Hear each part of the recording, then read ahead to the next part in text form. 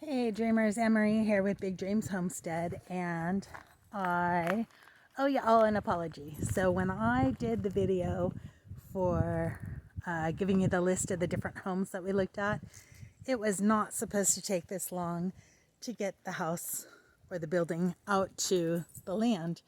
And unfortunately, sorry, kitties are coming along. Unfortunately, I am at the mercy of weather and rain and clearing the land, which took a little bit longer than I thought it would. And anyhow, so now we are waiting for the weather to clear up so that they can get the building out to the property. And part of it is the weather out here, and then also the weather where the building's at. So both of those have to factor in, and they can't move it if there's a bunch of mud puddles or if it's muddy all down my street and what have you. So what I may do is go ahead and go through each of the buildings with you guys and let you know the pros and cons on each one. And then at the end, I promise I will tell you which building I got. Feels kind of weird to announce that without having the building here, because a number of things can happen in transit. And also, the building is so far away that it's not like I can get better footage. I will show you some better footage of what I did buy, but it's not like it's here where I can, say, to be more specific on different aspects of the building. So I'm going to go ahead and roll the footage that I had from before and show you what the pros and cons of each of the buildings were, and then show you which building I got and the reasons why I got it. So hope you enjoy.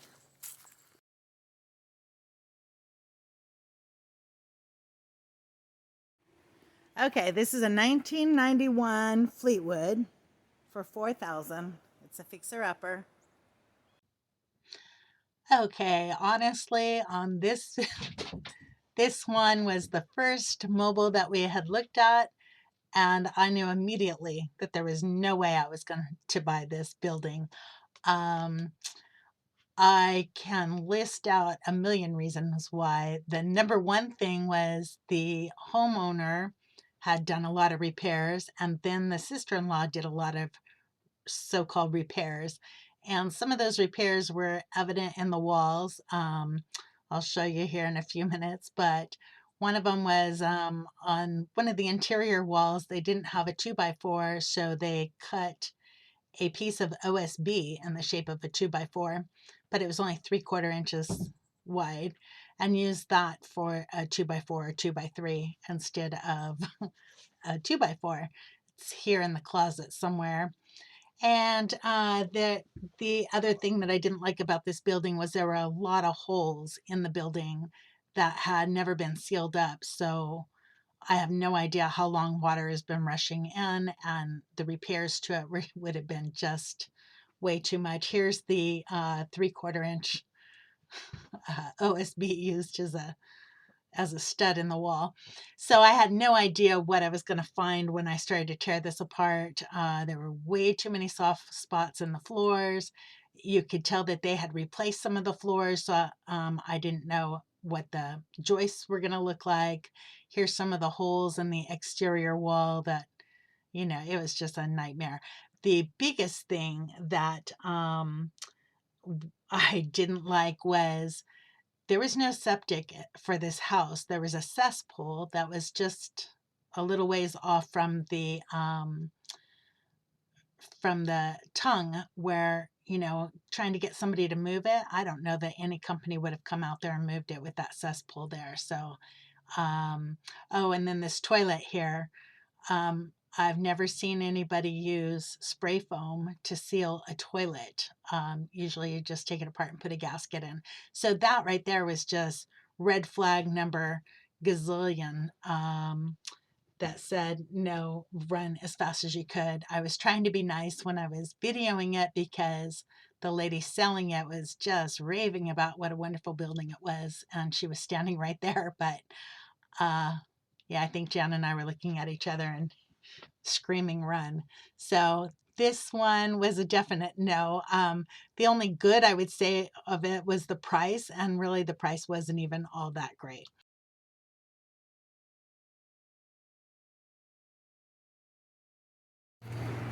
Okay, so this is a 12 by 24 repo. And it smells in here. Oh, it says 12 by 32. 12 by 32 deluxe lofted, 8,536.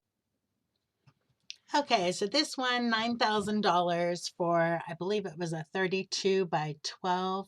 So it was a little narrower. It's about the same square footage as my tiny home. However, by looking at the work that these other people did, I wasn't sure if it was done right. It supposedly already had electric in it, but I wasn't sure if it was done by a qualified person. And, uh, I there were too many unknowns for this one, and the smell was horrible. So the smell was so bad that the subfloor would have at least had to have been sealed, and the drywall probably would have had to been taken out and redone anyhow. So for $9,000, I mean, it did have some good features to it. It already had a porch on it, stuff like that. But for that price, it just had too many unknowns when, you have other people in there doing the work and you don't know what kind of work that they have done. Okay, this one had a major con, and it was actually a 10-foot by 20-foot building. The price on it is good, 5,800, but it's only 10 foot by 20 foot because 4 feet of that 24 foot is actually the porch on it. This one did have some electrical work done in it. I think they were planning on having a loft for a bedroom up there, but at my age, I can't see myself climbing upstairs every night to go to bed. And now that you guys know that I am not interested in a small building, I will go ahead and take those out of the review because that's the con on all the small buildings in here, just to save you all some time so that this video isn't an hour long.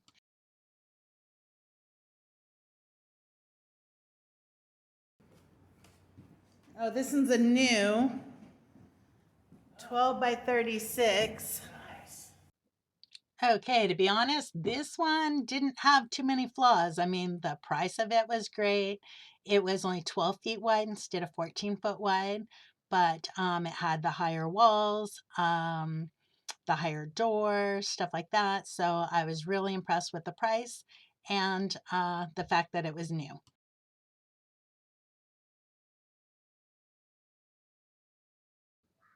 Okay, the plus on this one is the price. Wow, 12 feet longer than the property I had in Washington. However, the one I had there had soffit vents and it had house wrap, and I had also beefed up the floor. So I mean, this one did have some windows in it and doors, but they were single pane windows. All in all, it's still a good price. I had priced out a new one with the soffit vents. It was going to be 15,000, so it was a really great price for this one.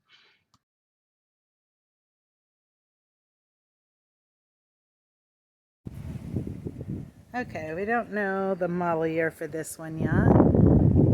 This one's 2,500. Jan's gonna go look at the model year. So it needs new windows. Okay, so now we're into the other mobile home. We don't know the year built on this one. We believe it's 1998 because that was the date on the heater, but we couldn't find a data plate in it anywhere. We do know it was a Clayton motorhome or mobile home. The price on this one was 2,500, which is a great price, but they had some major damage down here in the corner, the floor. Um, they also had, let me just look at my notes here. Oh, when you're moving a mobile home, the cost to move those can be astronomical. So you're, paying out a fortune to move a mobile home. This one needed all new windows, probably needs all new floors, all new walls. Kitchen would have to be completely gutted because that was just horrible. Um, the roof on it looked okay. But like I said, we didn't know the cost to move it. We didn't know the year built.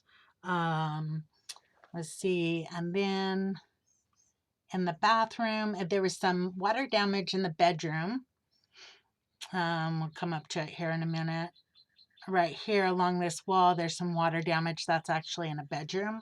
I saw the water damage and thought it was a bathroom, but it's not. It's the bedroom. So don't know where that water is coming from. There's a hole near the vent in the bathroom and some staining on the ceiling there. So wondering if maybe that's where the water damage in there is coming from. There's actually a board in front of the tub in this one. And yeah, that electrical panel didn't look up to par to me. I don't know much about electric, but that just didn't look good.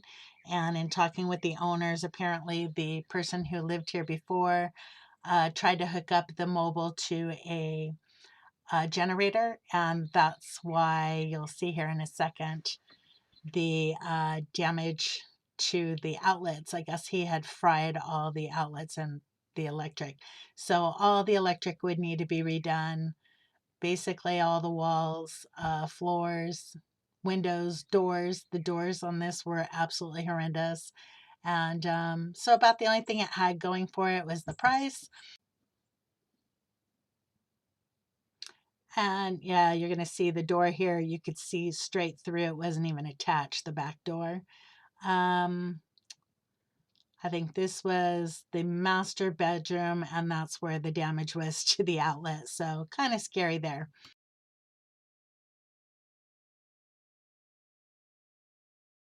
Okay, so this is a repo.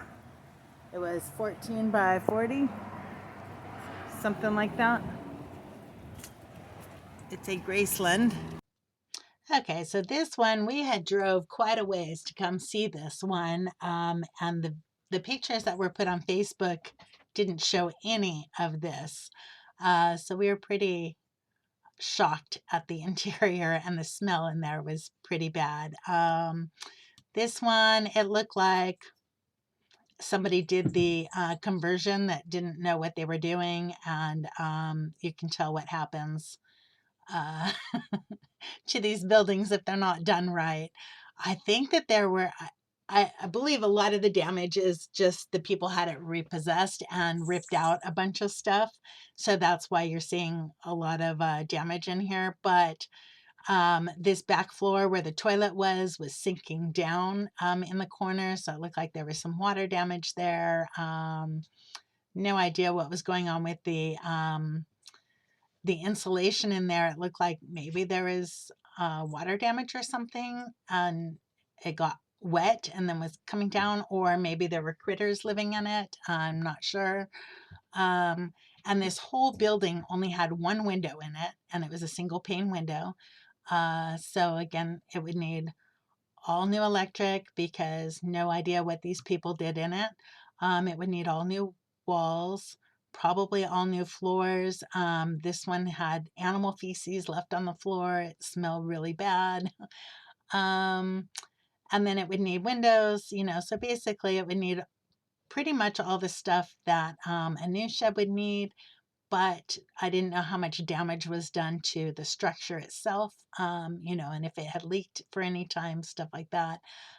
So there were a lot of unknowns with this one, but I basically knew as soon as I walked into it that no, I wasn't interested in it.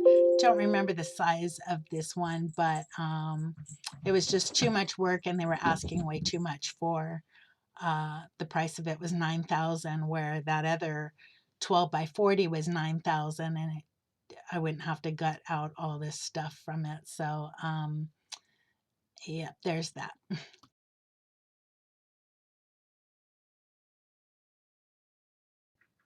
This one actually looks really great, and it's state owned, but I don't know any more information on it. It is near where I live now, and would love to get more information on it in the future.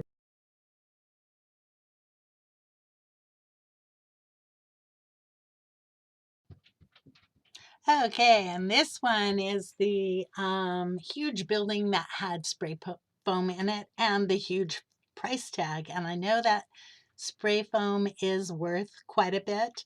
Unfortunately, it's way out of my budget. But so you know now that I didn't purchase this one. Also, there were places in here where you could tell that the spray foam wasn't done correctly. It looked like it was done by somebody who rented a machine, and in some areas it was actually peeling off. So 25,000. Also, the downfall to this one is the electric is where it is, unless you're pulling out that insulation and rerunning wires and then spray foaming again. But the spray foam isn't the full 2 inches. It doesn't fill the wall cavities. So I don't believe it was done correctly. Like I said, way out of my price range. Okay, are you guys ready for it? This is what I bought. Remember that $2,500 mobile home? This one is the 14 by 56. We don't know the model year yet. I'm waiting for it to arrive so that we can find the serial number on it, but we believe it's a 98. It is built with 2x4s, so that was good, but this is the property that had the electrical issues. So I purchased this knowing that I was going to be completely gutting the interior, all the electrical, all the water lines, drain pipes, all that stuff. I'm also planning on changing around the floor plan. Right now, it's a 2 bedroom, 1 bath, which you'll see at the end of this. I have a copy of a floor plan that's similar to this one, to show you what it looks like now, or give you an idea of what it looks like now. But all these walls will be coming down. I mean, all the interior walls and all the sheetrock, all the electric, everything will be gutted and replaced with new. Mainly, I would have had to have done that in a shed conversion. The main difference between the shed and the mobile home is there's two things. Number one, the price. This one was $2,500. It's going to cost me $3,800 to have it moved over to my land. But a brand new shed that's smaller than this, it was a 14 by 32, was going to be 15,000. So this is a 14 by 56. It's much bigger. Not that I need more space, but it gives me more options. It's going to cost me a little more to finish the inside, maybe, depending on how I change up the floor plan. But the other main difference is mobile homes are meant to be lived in and sheds are not. So all the conversions that you have to do for a shed to make it livable, I'm better off in the mobile home.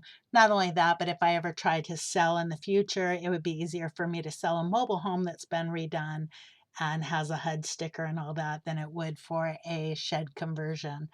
So yeah, it looks rough on the outside right now. I went back over to there to take these pictures and looked at it again and went, oh my goodness. But I have to remember that all this is coming out and it'll be all new when I get done. So follow along, hit the subscribe button if you haven't already, and you'll get to see what I do with this mobile home in the future. We'll talk to you guys later.